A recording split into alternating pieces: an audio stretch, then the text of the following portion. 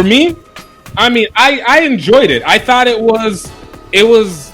Look, I'll say this: the Knives Out franchise, as we can call it now, has made me more forgiving of Rian Johnson for making the Last Jedi so disruptive, even though it's not totally his fault, but so disruptive that it ruined basically the Star Wars franchise until Mandalorian. Though I was rooting for him initially until the Rise of the Skywalkers came, and then it was just like, yeah. But I enjoyed it. It was clever and not clever at the same time, and that is uniquely difficult to do. Like, conceptually, it made all the sense in the world. Like, it was very, very simple plot. But the way that the small details were used, I thought was really cleverly done. And then when pieced together, you're starting to be like, oh, this was a good mystery, because you have to really pay attention to everything that's said and not take it as, oh, this is just maybe I missed something here. So I enjoyed it. I love the fact that this is a pandemic movie in its totality, because clearly the amount of celebrities that were brought into here also tells me how much Hollywood is losing money, because the amount of people brought in, they did not have to pay out that much money, and they were still able to do this. Yo, let's go. yeah. JP? Oh, don't get me wrong. I enjoyed it, but I enjoyed. You lied. You just said you didn't like it. Don't try and hide it. Don't get me wrong. I enjoyed it. No, be honest. Why did you hate its guts?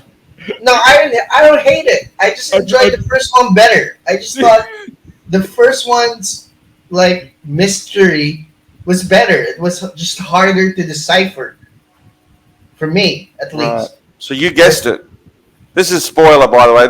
People, this is a spoiler 100%. Version. Yeah, well, and then, Daniel Craig says something like the simplest explanation is probably, it was. Yeah. I mean, I enjoyed it. Dave Bautista's great. Edward Norton's such a great villain. I love him. Oh yeah. Villains. Yeah. He's It's not the revel. To me, what I liked about the movie was not necessarily revealing who the murderer was. It's how he did it.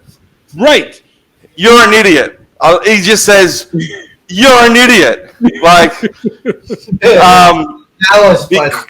You're a precocious idiot, and I just love that. I love that whole thing about him talking about being a disruptor, right? Just that precocious bullshit about untalented people who think that because they're controversial or whatever, they're disruptors. Who's that dickhead who just got arrested? I'm going to get controversial now. Who's that guy who got arrested in Turkey or Romania? Andrew Tate. Yep. I've heard the guy speak. He's not a disruptor. He's like that Edward Norton. He's an idiot. Right. You are just an idiot. I heard him talk. He goes, well, he goes, what do you say? Women should servants to men. And everyone getting angry at him. He goes, well, it says so in the Bible. And everyone says, I really like he's been culturally, rah. He's an idiot. Just say, because say it's in the Bible. It doesn't make you smart. It makes you an idiot. And I just loved it. Here we have this Edward Norton character who's this tech genius. And he's saying, appears to be a tech genius, but not really. And all he's doing is stealing other people's ideas. Yep. And we all know, we've seen this, And the funny thing is that character was written 3 or 4 years ago, but like all good art, it's just spot on for today. Will continue to be spot on. And he's not an idiot. Sorry, he's not a genius. So many precocious people are not disruptors. What's the name of the girl at the end? Talking about Janelle Monáe's character, Helen. She was the disruptor. Actually, her sister was a disruptor. Both of them. Yeah. She burnt down the Mona Lisa. That is the dictionary definition of a disruptor, right? And and that was, to me, why I like this movie, is because at the end, she is a disruptor, right? And a true disruptor, she doesn't care. Like, she just starts smashing that glass. She starts smashing everything. She doesn't care. She doesn't care what anyone thinks. She's not out trying to make money out of it. She sees an injustice and she loses the plot. And she is the disruptor, not this tech idiot like these people these days. Copycatness. Yeah, and it's like, and you talked about Ryan Johnson with was it The Last Jedi he did? Yeah. And he himself is a disruptor. Like, yes, I'm beginning to look through all his movies, and he is disruptor, right? He is. And when they start burning down the Mona Lisa, I don't know when they're burning down the Mona Lisa, I immediately thought of in The Last Jedi when they burned down the Jedi library. yes, yeah. He and how angry he made all those Star Wars fans from all the multiple things, right? He turns up, Thingo turns up, gives it, Ray turns up, gives Mark Hamill the lightsaber, throws it away. We're not playing that game here. Like, he's a disruptor. He's subversive. Then he gets to Knives Out. Think about Knives Out. All the rich people. And who's the hero at the end of it? It's the caretaker. The illegal immigrant is the one that walks away with the money. And who is the murderer? Who is the bad one? It's Captain America, Chris Evans. Subversive. He is. Same with Edward Norton. Using your big stars, and now I'm going to bring a minority group, a woman of color. Boom, there's our hero right there. And that is how this guy makes his movies. You go through all his movies. Yep. He did it with Bruce Willis in Looper. Yep. He's the bad. He takes the big hero. And the funny thing about Benoit Blanc is, even though all he does is reveal the truth. Yep. And then he steps back in both Knives Out, and then the girls do their thing. Like they're the ones. Truth. Yeah, and that's what Ryan Johnson was saying, is that when he was asking, do we get to know more about Benoit Blanc? He says, no, his job is just there to reveal the truth. He's like a facilitator.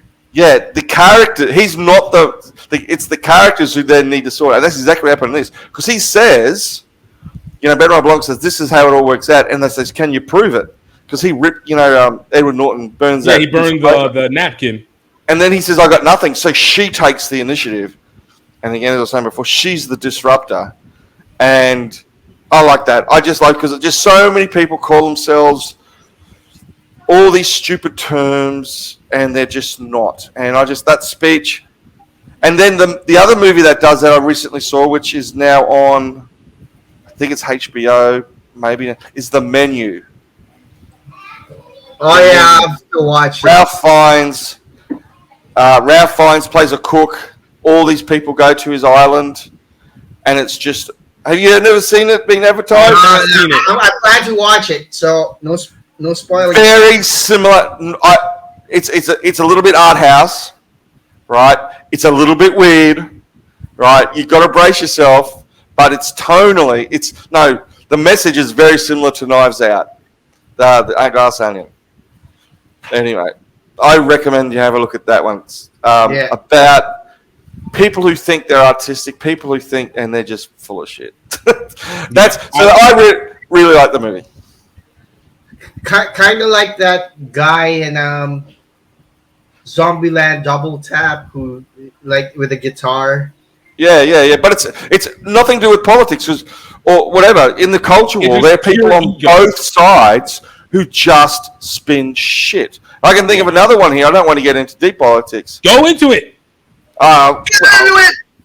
Starts with P and ends with starts with H and ends with Harry, who is again just full of shit. Like, just. Whatever side of politics, whether you're right wing or left wing, you're not a disruptor. You're not a revolutionary. You're just a dickhead who just talks too much. I hate him. I hate people like that. Let's remind our friends to please click on the subscribe button and hit that notification bell so you know when we have new videos out. Subscribe. Subscribe!